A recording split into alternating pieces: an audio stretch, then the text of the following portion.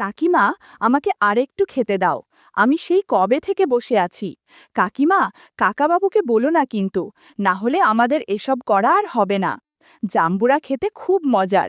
আমি রোজ আসব কিন্তু। আমি মলয়, ইন্টারে পড়াশোনা করি। পৌষ সংক্রান্তির দিন প্রায় সব বাড়িতেই পিঠেপুলি তৈরি করা হয়। পাটিসাপটার গন্ধে সারা বাড়ি মোমো করতে থাকে।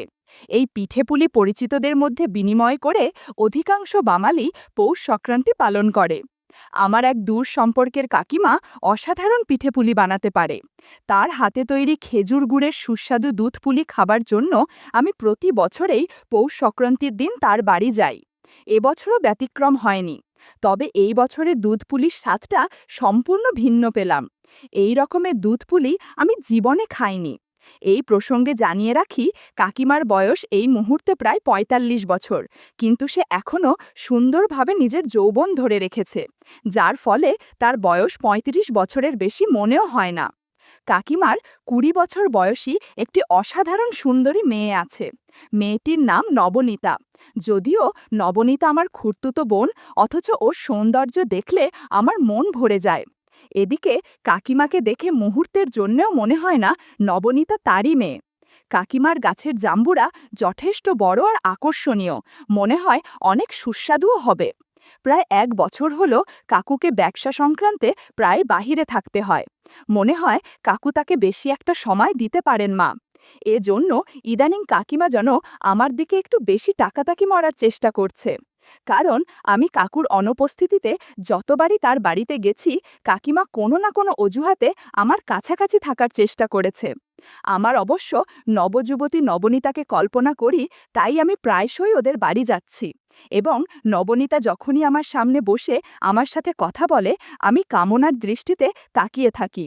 কপাল ভালো থাকলে অনেক না বলা জিনিসের দেখা পাই। কাকিমা বাড়িতে প্রায় সময়ই পুরনো ফিনফিনে শাড়ি আর ব্লাউজ পরে থাকে। কাকিমার শাড়ির আঁচল অনেক সময়ই অগোছালো হওয়ার ফলে একটু অন্যরকম লাগে। কাকিমাকে এরকম দেখে মাঝে মাঝেই রাতে তার কথা কল্পনা করি।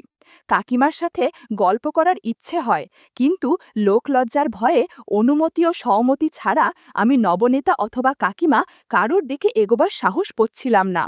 এবছর পৌষ সংক্রান্তির কয়েকদিন আগে কাকিমা আমায় পিঠেপুলি খাবার জন্য আমন্ত্রণ করল। আমার মন কাকিমার হাতের তৈরি দুধপুলি পিঠা খাবার জন্য আগে থেকেই ছটপট করছিল।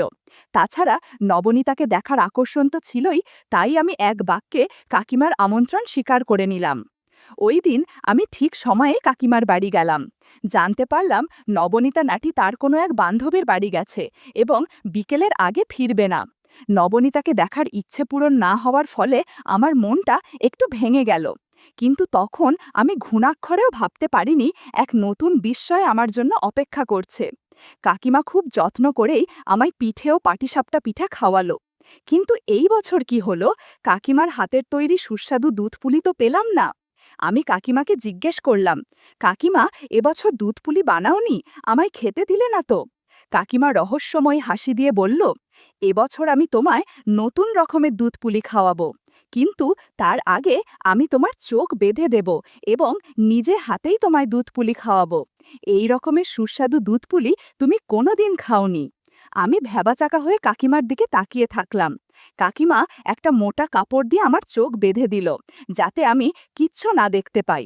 কয়েক মুহূর্ত বাদে কাকিমা আমায় দুধপুলি খাবার জন্য হাঁ করতে বলল। মনে হয় কোনো সারপ্রাইজ দিবে। একটু পর কাকিমা আমার মুখে একটা বেশ বড় অথচ খুবই নরম সুস্বাদু পিঠা খেতে দিল। আমার মধ্যে ৪৪০ ভোল্টের বিদ্যুৎ বয়ে গেল। আকস্মিকভাবে বললাম, এটা কি? বন্ধুরা, তোমরা বুঝেছ তো কাকিমা আমাকে কেমন পিঠা দিয়েছে? আমি কাকিমার আওয়াজ শুনতে পেলাম। এই সম্পূর্ণ নতুন ধরনের দুধপুলি তোর কেমন লাগছে বাবু? এই রকমের দুধপুলি জীবনে খাসনি, ঠিক তো? আমি বললাম, এর আগে যত পিঠা দিয়েছিলে এটাই সবগুলো সেরা। এরকম পিঠা খাবার কথা আমি অনেক দিন ধরে তোমাকে বলবো বলে ভাবছিলাম, কিন্তু সাহস পাচ্ছিলাম না। কাকিমা বলল, অন্য বছরের দুধপুলি পিঠার চেয়ে এটা তো নিশ্চয়ই অনেক ভালো লাগছে, তাই তো? এখন নবনীতাও বাড়িতে নেই, তুই নিশ্চিন্তে পিঠা খা। তোর জন্য আরও হরেক রকমের পিঠা আছে। আমি স্বপ্নেও ভাবিনি এই রকমের পিঠা খেতে পাবো। এটা তো পিঠে বা পাটিসাপটার চেয়ে লক্ষগুণ সুস্বাদু। আমি কাকিমাকে আমার চোখের বাঁধন খুলে দিতে অনুরোধ করলাম, যাতে নিজ চোখে দেখতে পারি। কাকিমা হাসতে হাসতে বলল, আমি লক্ষ্য করেছিলাম তুই মাঝে মধ্যেই আমার দিকে আর চোখে তাকিয়ে থাকিস। আমি বুঝতে পেরেছিলাম তুই পিঠে খেতে চাস, কিন্তু বলতে পারছিস না। তখনই ঠিক করলাম আমি একদিন তোর মন মতো পিঠা দিব। এইবার আমি তোর চোখ খুলে দিচ্ছি, তুমি যতক্ষণ ইচ্ছে দেখতে পারিস। কাকিমা আমার চোখের বাঁধন খুলে দিল। চোখের সামনে কাকিমার এই নতুন রূপ আমায় মুগ্ধ করে দিল। কাকিমা আমাকে বলল, তোকে দুধপুলি পিঠা দিয়েছি, তুই আমাকে একটা পাটিসাপটা পিঠা খাইয়ে দে, অনেক ভালো লাগবে আমার। তোর কাকু সারা দিন ব্যস্ত থাকে, তাই সে কিছুই করতে পারে না। তোর সাথে সময় কাটিয়ে আমার একটু ভালো লাগছে। নে, এখন পাটিসাপটা পিঠা আমাকে দে। আমি খুব যত্নে একটা পাটিসাপটা পিঠা কাকিকে খাইয়ে দিলাম। বন্ধুরা, ইউটিউবের কড়া নিয়মের কারণে কিছু বিষয় সরাসরি বলা যাচ্ছে না। তোমরা কমেন্টে দেয়া লিংক থেকে আমার ওয়েবসাইট ভিজিট করো, সেখানে একদম খোলামেলা গল্প দেয়া আছে, যেগুলো ইউটিউবে পাওয়া যায় না। এভাবে ৫০ মিনিট কেটে গেল। এদিকে ঘরটা এলোমেলো হয়ে গেছে। এক পাশে কাকিমা পেটিকোট পরে আছে, তো অন্য পাশে ব্লাউজ। কাকিমা বলল, তুই গিয়ে স্নান সেরে নে, আমি ততক্ষণে ঘর গুছিয়ে নিচ্ছি। তুই বের হবার পর আমি স্নানে ঢুকব। ওদিকে নবনীতার ফিরে আসার সময় হয়ে এসেছে। কাকিমার কথা শুনে আমি স্নান সেরে নিলাম। এরপর কাকিমাও স্নান সেরে ফ্রেশ হলো। কিছুক্ষণ বাদে নবনীতা বাড়ি ফিরল এবং আমার পাশে বসে পড়ল। নবনীতাকে দেখে আমার মন আনন্দে ভরে গেল। কাকিমা নবনীতাকে আমার সাথে কথা বলতে বলে ঘরের কাজের জন্য উঠে গেল। নবনীতা কোনোদিনই আমায় দাদা বলে সম্বোধন করত না, মলয় বলেই ডাকত। কাকিমা চলে যাবার পর নবনীতা ফিস ফিস করে আমায় বলল, মলয়, কেমন পিঠে খেলি? নতুন রকমের দুধপুলি পিঠা নিশ্চয়ই খুব উপভোগ করেছিস, তাই না? আমি ভ্যাবাচাকা হয়ে বললাম, হ্যাঁ, কাকিমা পিঠেগুলো খুব সুন্দর বানিয়েছে। নবনীতা বলল, আর ন্যাকামি করিস না তো, অনেকক্ষণ ধরেই তো পিঠা খেলি। আমি বন্ধুর বাড়ি গিয়েছিলাম ঠিকই, কিন্তু বন্ধু বাড়িতে ছিল না, তাই তখনই বাড়ি ফিরে এসেছিলাম। আমি জানলার ফাঁকা দিয়ে দেখলাম খুব আনন্দ নিয়ে দুধপুলি পিঠা খাচ্ছিস। আমি কোনো রকম বাধা না সৃষ্টি করে জানলার ফাঁকা থেকে সব কিছু দেখেছি। মলয়, তোকে আমি অনুরোধ করছি, তুই মাঝে মাঝেই আমাদের বাড়িতে এসে মায়ের সাথে একটু সময় কাটাস। আশা করি তাতে তুই আপত্তি করবি না। তবে একটা কথা, তোকে খুড়তুতো বোনের কথাটাও মাথায় রাখতে হবে।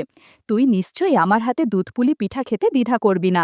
আমি মায়ের থেকে ভালো পিঠা বানাতে পারি।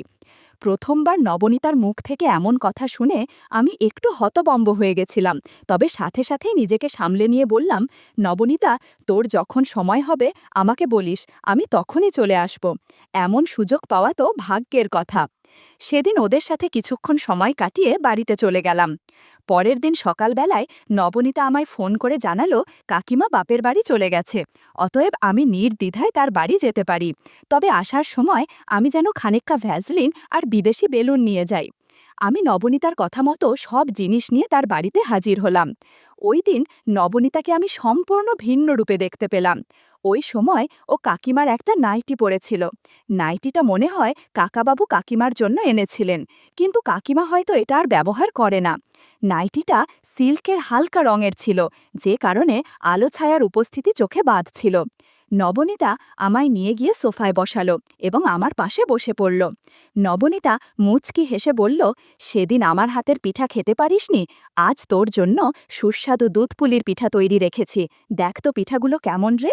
আমি বললাম, গতদিনের থেকে অনেক সুস্বাদু লাগছে। আর কথা না বাড়িয়ে মনোযোগ দিলাম। মিনিট ২০ যেতে না যেতে হঠাৎ দরজার কাছে গাড়ির শব্দ পেলাম। নবনীতা চমকে গিয়ে বলে, বাবা এসে পড়েছে মনে হয়। এরকম মুহূর্তে কেউ চলে আসার আমার খুব রাগ হলো।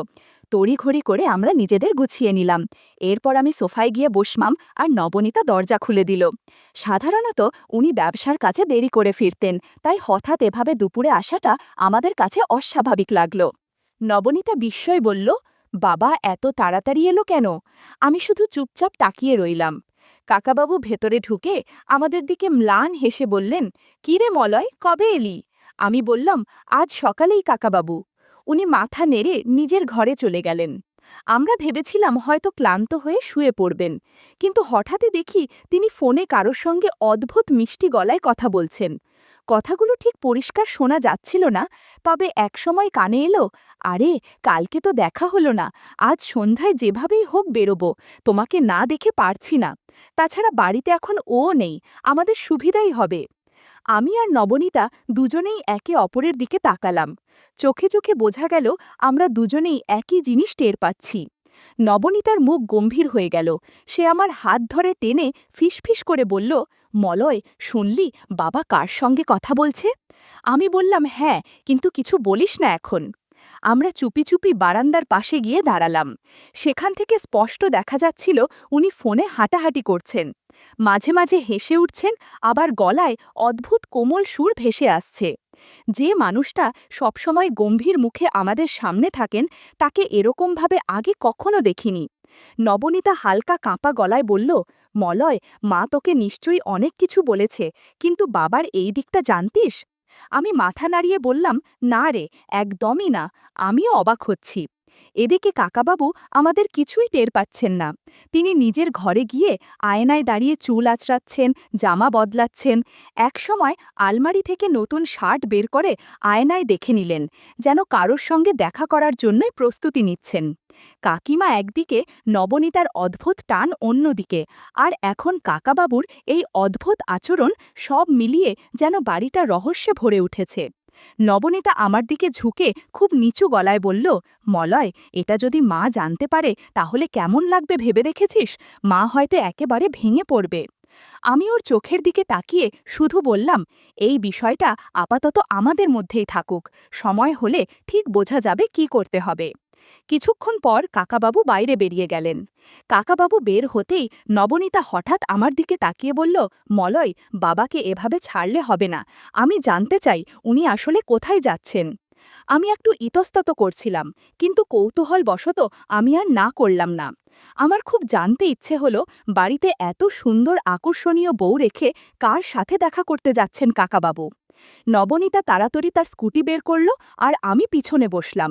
কাকাবাবুর গাড়িটা কিছুটা দূরে এগিয়ে যাচ্ছিল, আর আমরা যথাসম্ভব লুকিয়ে তার পিছু নিলাম। রাস্তাটা ফাঁকা ছিল, বাতাস আমাদের কানে শোঁ শোঁ শব্দ করছিল। প্রায় আধ ঘন্টা চলার পর দেখি গাড়িটা একটা ফার্ম হাউসের সামনে ঢুকে থামল। জায়গাটা নির্জন, চারপাশে গাছগাছালি আর বড় গেট। আমরা একটু দূরে স্কুটি লুকিয়ে রেখে ধীরে ধীরে এগোলাম। গেটটা আধখোলা ছিল, তাই ভেতরে উঁকি দিতে অসুবিধা হলো না। যা দেখলাম তাতে বুক কেঁপে উঠল। গাড়ি থেকে নামলেন কাকাবাবু। সেখানে আরেকটা সিএনজি রাখা ছিল, সেটা থেকে নামল পাশার বাড়ির রীতিকা কাকিমা। মুখে হালকা লাজুক হাসি, কিন্তু চোখে এমন এক উজ্জ্বলতা যা সব কিছু বলে দিচ্ছে। পরনে লাল সিল্কের শাড়ি আর মেহেরুন কালারে স্লিভলেস ব্লাউজ। রীতিকা কাকিমাকে দেখে আমার চোখ ছানা বড়া হয়ে গেল। এই সৌন্দর্যেই কাকাবাবু মুগ্ধ হয়েছে তা বুঝতে বাকি রইল না। নবনীতা হঠাৎ বলল, দেখছিস তো, আমি জানতাম কিছু একটা আছে। আমি ওর কথায় শুধু হুঁ হুঁ করেই যাচ্ছি, কিন্তু মন ছিল রীতিকা কাকির দিকে। ওরা ফার্ম হাউসের ভেতরে ঢুকল। আমরাও সাহস করে কাছে গিয়ে জানালার পাশের থাই গ্লাসে চোখ রাখলাম। কাজটা একমুখী ছিল, ভেতরে সব দেখা যায়, কিন্তু বাইরের দিকে কেউ দেখতে পাবে না। ভেতরে যা চলছিল তাতে আমাদের চোখ স্থির হয়ে গেল। রীতিকা কাকিমা কাকাবাবুর খুব কাছাকাছি চলে এসেছে। সব কিছুতে যেন গোপন এক উৎসবের আয়োজন। বন্ধুরা, ইউটিউবের কড়া নিয়মের কারণে কিছু বিষয় সরাসরি বলা যাচ্ছে না। তোমরা কমেন্টে দেয়া লিঙ্ক থেকে আমার ওয়েবসাইট ভিজিট করো, সেখানে একদম খোলামেলা গল্প দেয়া আছে, যেগুলো ইউটিউবে পাওয়া যায় না। আমি আর নবনীতার নিঃশ্বাস আটকে তাদের দেখছিলাম। আমি নবনীতাকে বললাম, এজন্যেই কাকাবাবু এখন আর তোমার মায়ের সময় দেয় না। কিন্তু নবনীতা আমার কথা শুনছে না, ভেতরের দৃশ্য দেখে অদ্ভুত আচরণ করছে। বিষয়টি বুঝতে পেরে আমিও ওকে নিয়ে বাড়ির পিছের স্টোর রুমে চলে গেলাম দুপুরের বাকি কাজ সম্পূর্ণ করতে। একদিকে কাকাবাবু আর রীতিকা কাকি, অন্যদিকে আমি আর নবনীতা। বেশ ভালোই কাটছিল সময়টা।